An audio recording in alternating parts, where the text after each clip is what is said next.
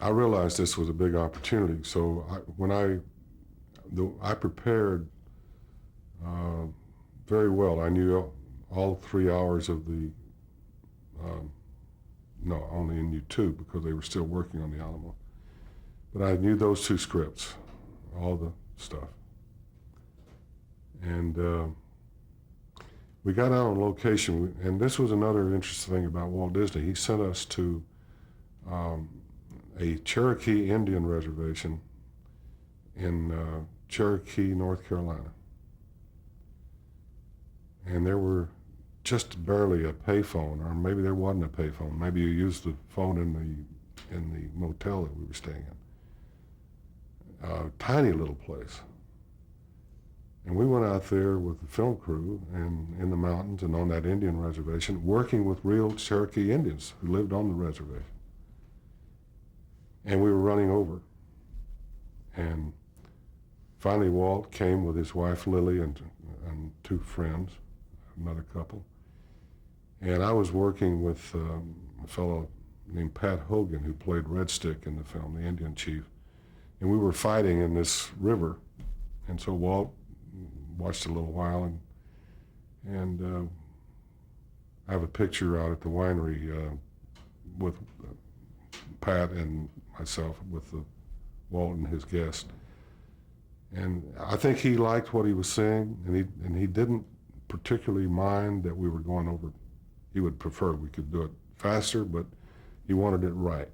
Cherokee had a nice one little place that we could have dinner. So Buddy Ebsen and Billy Bakewell, William Bakewell, who's a wonderful actor and became great friends. The three of us would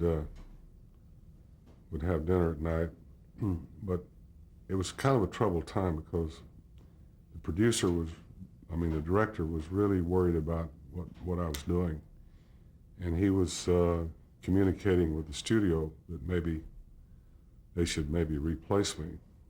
And he was not truthful, which really upset me.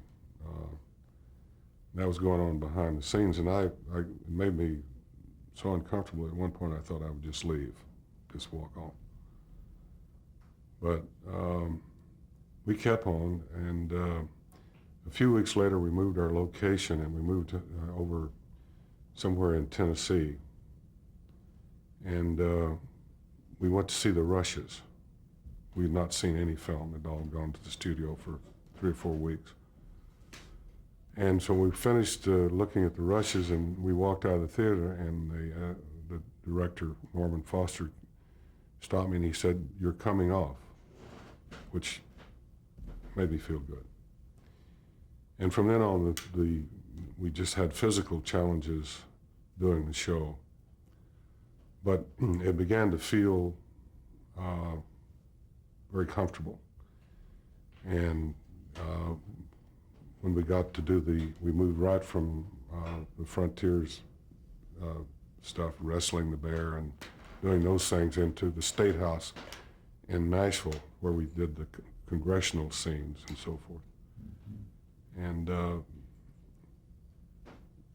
it was very pleasant after we all sort of got on the same page.